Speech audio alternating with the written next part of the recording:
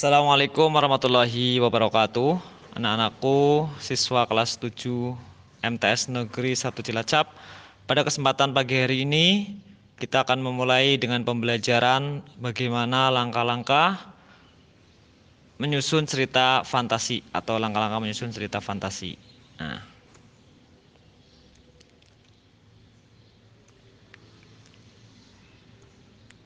yang pertama, ini kalian mencoba memulai dari pengalaman yang pernah kalian alami. Misalnya kalian pernah bertemu dengan sesuatu yang gaib dan lain sebagainya, atau sesuatu yang aneh, atau mungkin pengalaman menonton film, kalian jadikan sebagai landasan ataupun bagaimana menyusun cerita fantasi. Nah, kemudian jika kalian merasa bingung untuk menentukan ide dalam menulis teks cerita fantasi, ada beberapa hal yang perlu kalian perhatikan.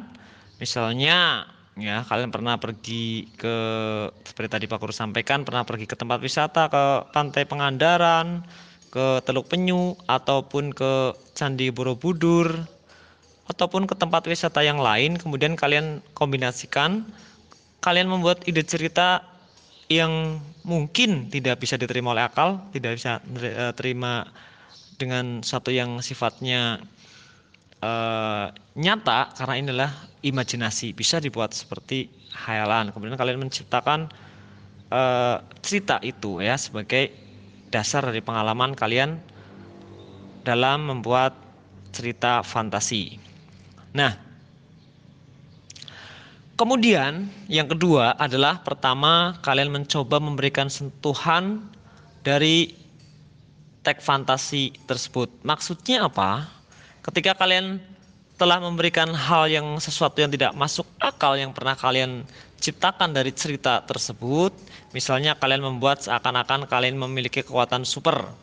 Misalnya kalian menolong seorang nenek-nenek yang misalnya sedang disakiti oleh seorang penjahat, kalian tiba-tiba bisa mengeluarkan sayap dari tangan kalian menjadi sayap, kemudian kalian terbang, kemudian tangannya mempunyai kekuatan super, mulutnya bisa mengeluarkan api, bisa saja seperti itu. Ya, ini diciptakan oleh fantasi, fantasi dari kalian itu sendiri yang ada dalam pikiran kalian, dalam imajinasi kalian, dalam khayalan.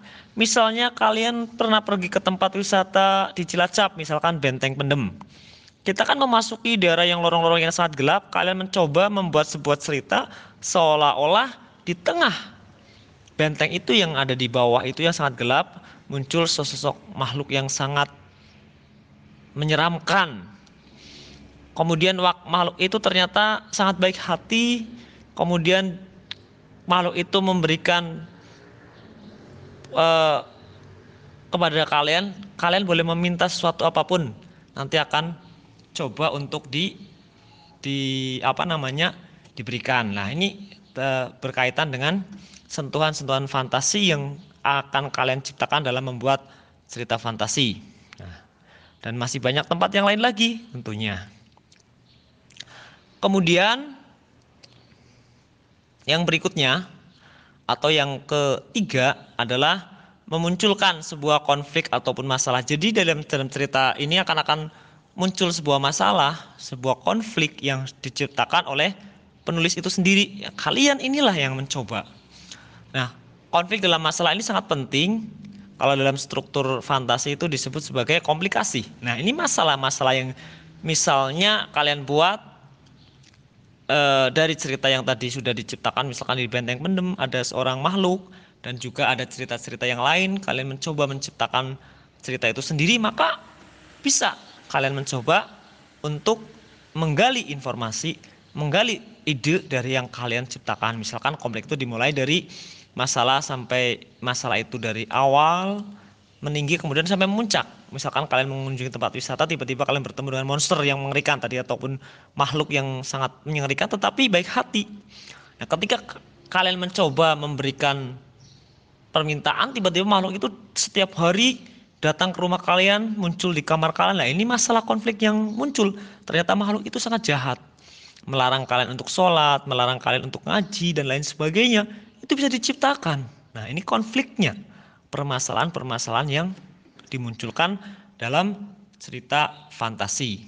Nah, kemudian Yang keempat adalah menyelesaikan konflik ataupun masalah, dan masalah ataupun konflik ini diselesaikan atau bisa disebut sebagai resolusi dalam struktur teks fantasi. Nah, masalah ini masalah apa? Seperti tadi Pak Guru sampaikan, misalkan ada makhluk yang sangat menyeramkan, kemudian dia seolah-olah menjadi seorang baik hati, tapi tiba-tiba menjadi masalah. Dia di dalam kehidupan kalian, setiap hari muncul di kamar, melarang kalian untuk sholat, melarang kalian untuk ngaji, dan lain sebagainya.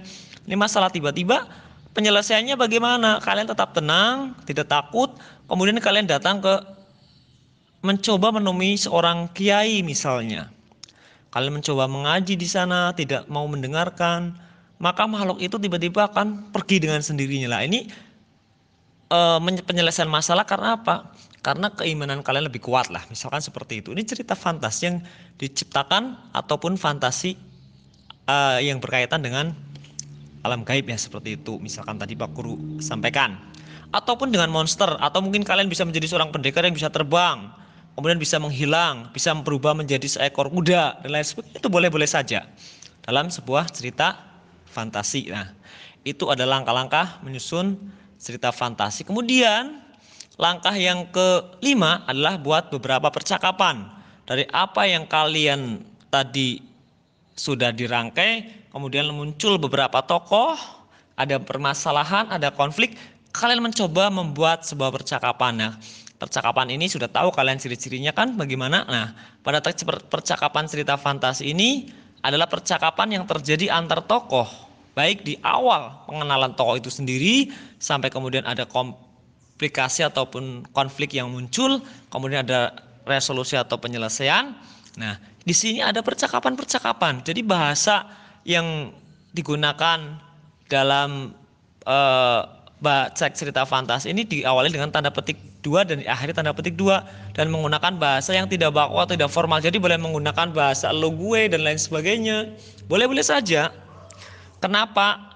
Harusnya kan mengapa? Kenapa itu juga boleh-boleh saja. Jadi tidak harus menggunakan bahasa-bahasa yang baku. Nah, ini keunikan daripada teks cerita fantasi. Nah, itu adalah langkah-langkah. Kita akan mengulang kembali, adalah ada ciri-ciri umum cerita fantasi yang pernah kita bahas sebelumnya. Ada keajaiban dan keanehan, kemudian muncul ide cerita, terus menggunakan berbagai latar, kemudian ada tokoh unik tadi bisa terbang dan lain sebagainya, ada tokoh yang mengerikan tetapi seolah-olah baik hati tetapi tiba-tiba menjadi seorang yang jahat. Kemudian sifatnya adalah fiksi, bukan benar-benar terjadi di alam nyata. Kemudian menggunakan bahasa tadi ya, bahasa ada percakapannya, bahasanya tidak menggunakan bahasa yang formal. Kemudian ada jenis-jenis cerita fantasi. Nah, jenis-jenis cerita fantasi ini berdasarkan latar cerita ini dibagi menjadi beberapa jenis. Yang pertama ini adalah cerita masa lampau, ya, berkaitan dengan dunia kerajaan misalnya. Kemudian misalkan dulu menggunakan kendaraannya seperti menggunakan seekor kuda, tidak ada mobil. Ini cerita-cerita masa lampau, ya. Belum ada yang namanya makan menggunakan piring, masih menggunakan batu, memotongnya dengan menggunakan pedang. Kalau sekarang sudah ada mesin gergaji dan lain sebagainya. Nah, kalau sejaman sekarang ini adalah sesuai dengan yang terjadi masa sekarang. Masa sekarang yang sejaman ini ya sesuatu yang terjadi sekarang. Kemudian nanti akan terjadi masa yang akan datang atau masa yang akan datang tahun 2030 atau misalkan tahun 3000, diceritakan tahun 3000 ini semuanya serba mesin, semuanya orangnya cerdas-cerdas, tidak perlu tenaga kerja, semuanya dengan menggunakan robot. Lah, ini adalah berdasarkan latar cerita.